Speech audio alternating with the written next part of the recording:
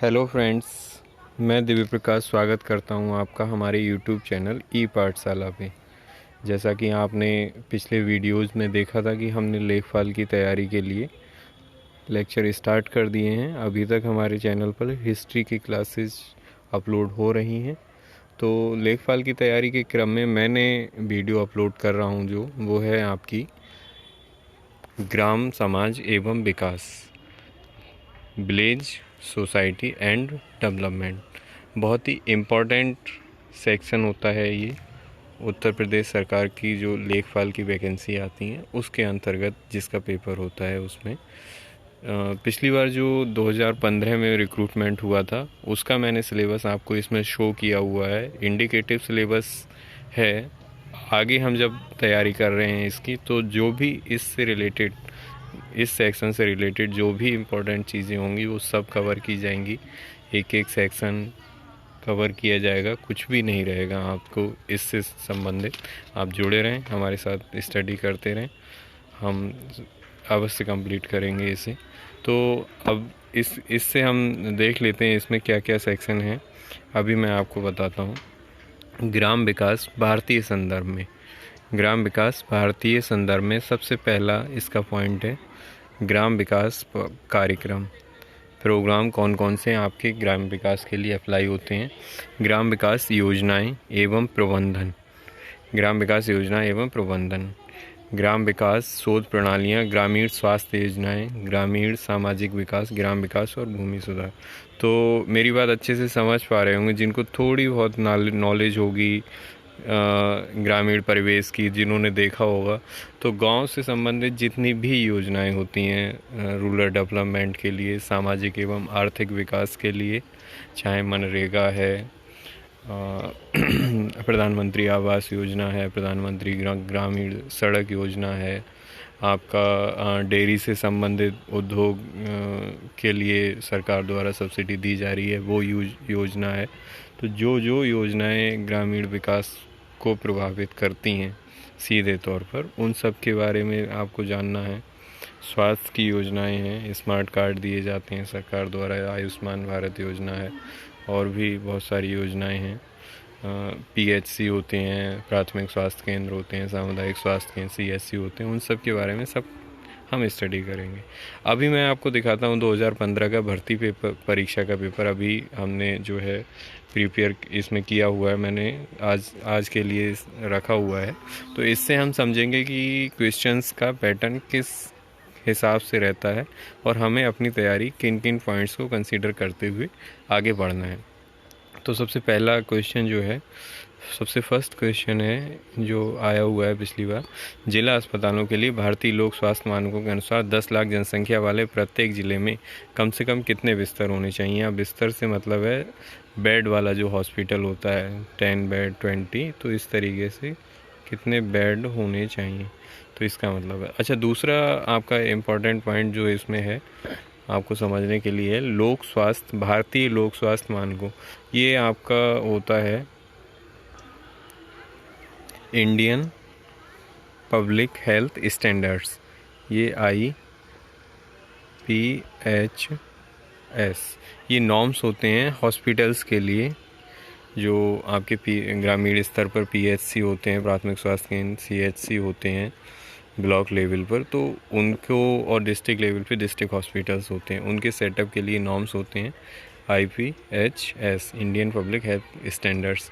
तो उसका इसका करेक्ट आंसर है, जैसे ऑप्शंस आपने दे रखे हैं ABCD, आप देखें नंबर्स दे रखे हैं, तो इसका करेक्ट आंसर है C इसका करेक्ट आंसर है 300।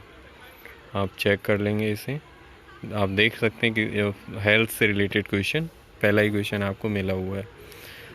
दूसरा क्वेश्चन देखें, एक बिस्पा का 1 बीघा से क्या अनुपात है। ये क्वेश्चन हम देखें तो ये हमारा लिया गया है भूमि मापन प्रणाली, जो आपके लैंड के मेजरमेंट के सिस्टम जो होते हैं अलग अलग, तो उससे लिया गया है। जैसे किसी क्षेत्रीय इकाई है ये बिस्वा, ग्रामीण भाषा में बिस्से भी बोला जाता है इसे, उसका शुद्ध रूप है बिस्मा। 1 बीघा से अनुपात है, तो ये 1/20वां भाग होता है। जैसे और ऑप्शन दे रखे हैं, आधा, 1/4, 1/10वां, तो इसका करेक्ट आंसर है ए, 1/20वां। थर्ड क्वेश्चन देखें, भू कृषि का रिकॉर्ड कौन सा है। ये भी इसके डॉक्यूमेंटेशन से रिलेटेड है।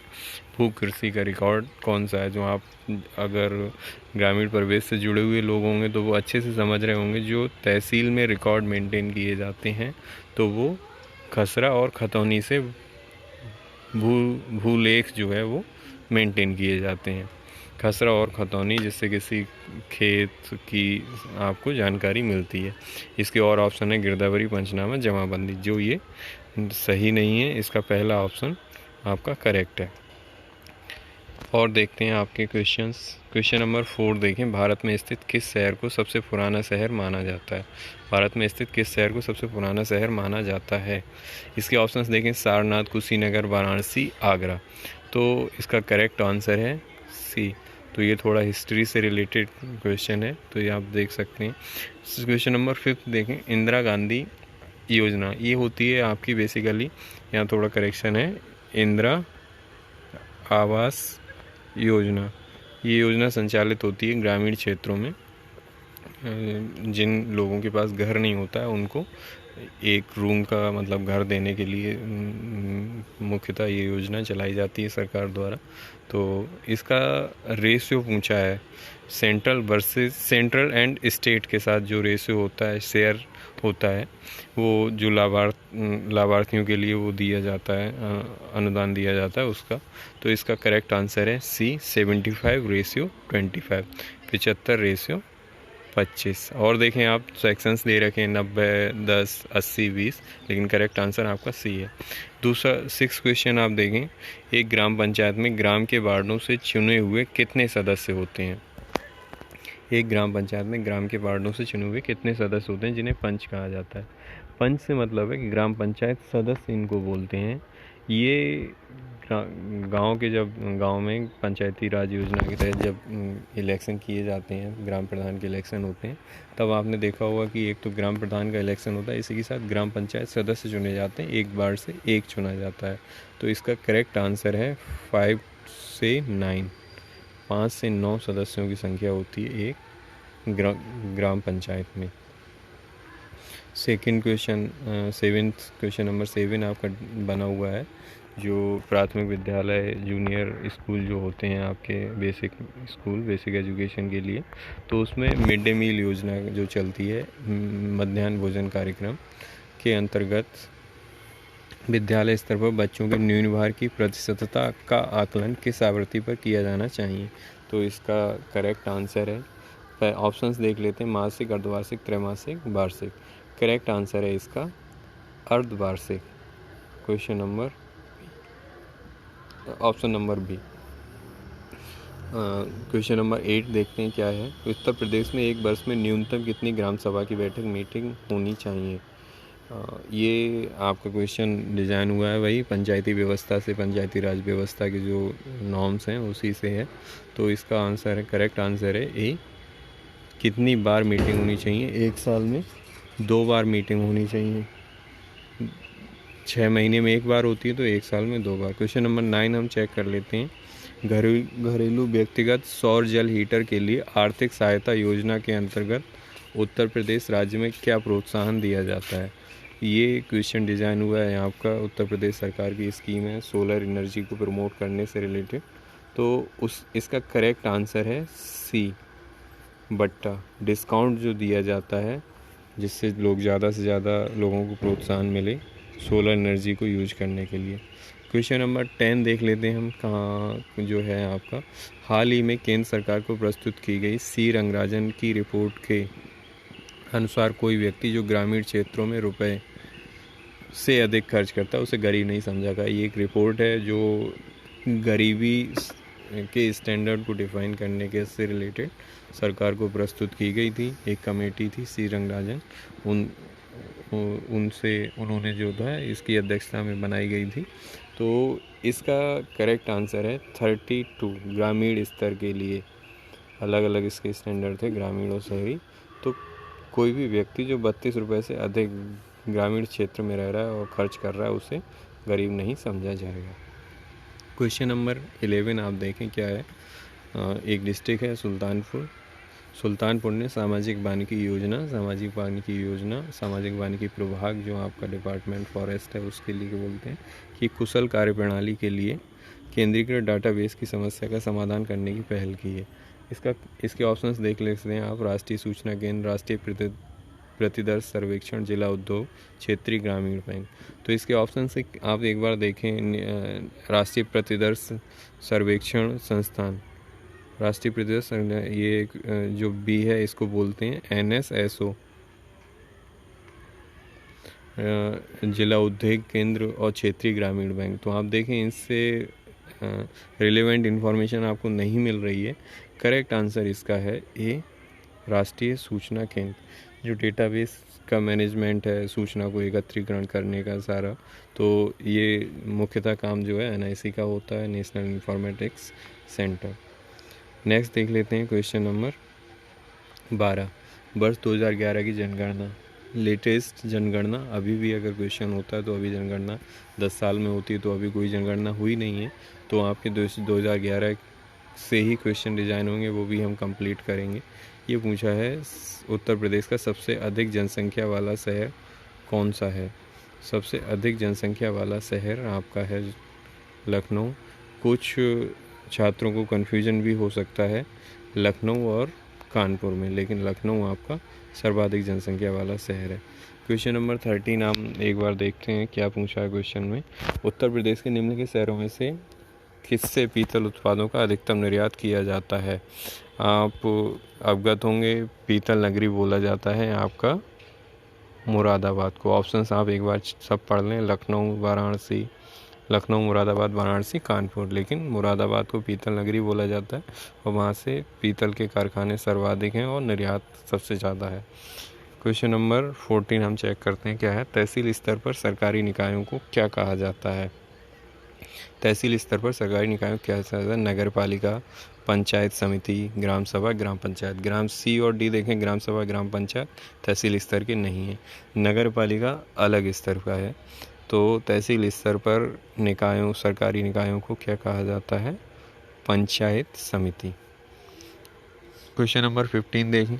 ये 14 आप देखें, ये भी पंचायती राज से ही डिज़ाइन हुआ है क्वेश्चन। पंचायती राज सिस्टम, प्रणाली, सारा कुछ उसी से है। क्वेश्चन नंबर 15 देखें। अम्बेडकर विशेष रोजगार योजना के अंतर्गत परियोजना की इकाई लागत कम नहीं होनी चाहिए, अमाउंट है उससे कम नहीं होनी चाहिए, कितनी। तो इसके ऑप्शंस दे रखे हैं 50,000, 60,000, 75,000, 1 लाख। तो आप देखें इसमें क्या है। अम्बेडकर विशेष रोजगार योजना, ये ABRY सरकार द्वारा संचालित एक रोजगार प्रोत्साहन योजना है। तो इसमें सरकार की तरफ से सहायता प्रदान की जाती है लाभार्थियों को जो प्रोजेक्ट सेटअप करते हैं, कोई अपना उद्योग लगाना चाहते हैं।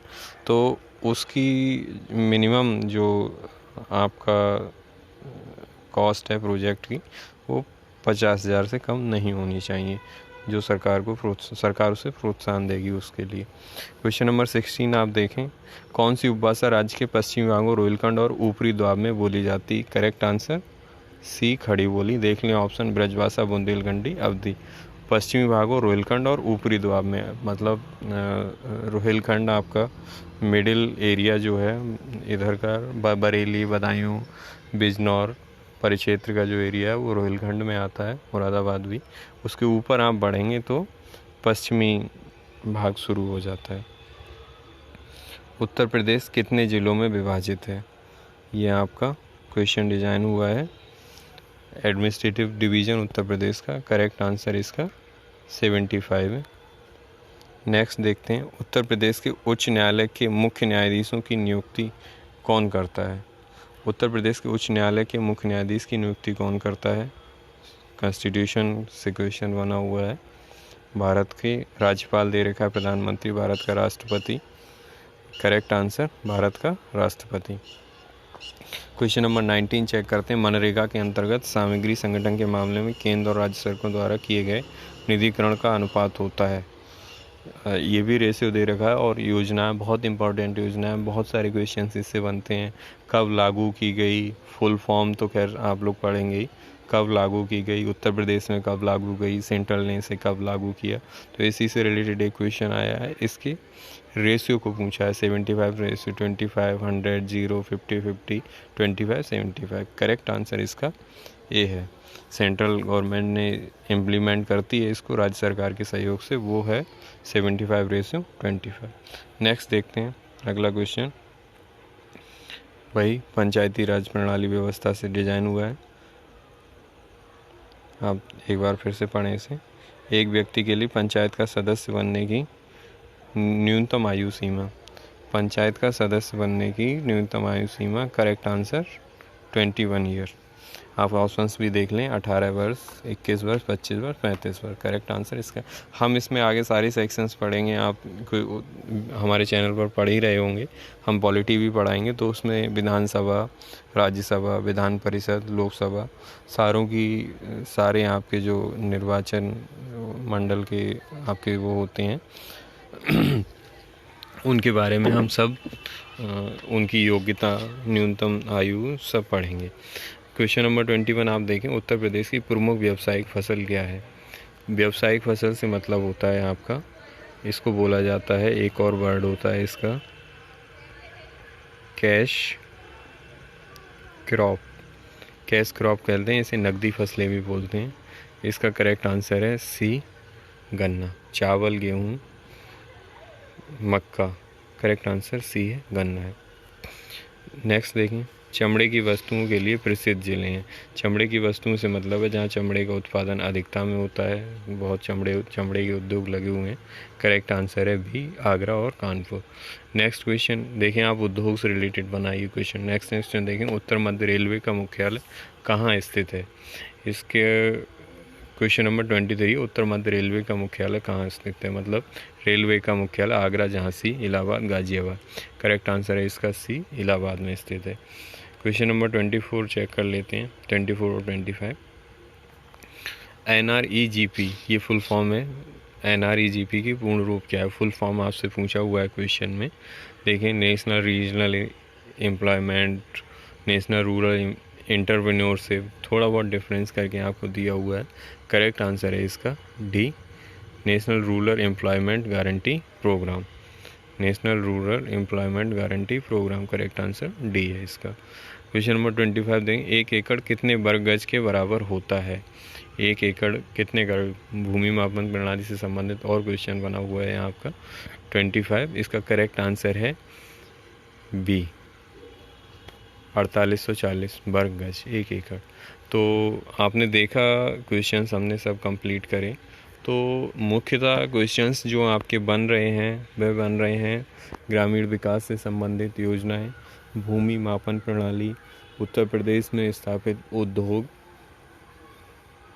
और ग्रामीण विकास के लिए संचालित विभिन्न आर्थिक योजनाएं, उनका केंद्र और राज्य के साथ सहभागिता या अनुपात उनका। तो अभी आज हमने क्वेश्चन किया, इसी से रिलेटेड हम आगे कवर करते रहेंगे। आप हमारे साथ जुड़े रहिए और आप हमारे चैनल को लाइक और सब्सक्राइब करिए। शेयर कर सकते हैं इसे अपने दोस्तों के साथ, जिससे और आपको अच्छा सीखने को मिल सकता है। Thank you.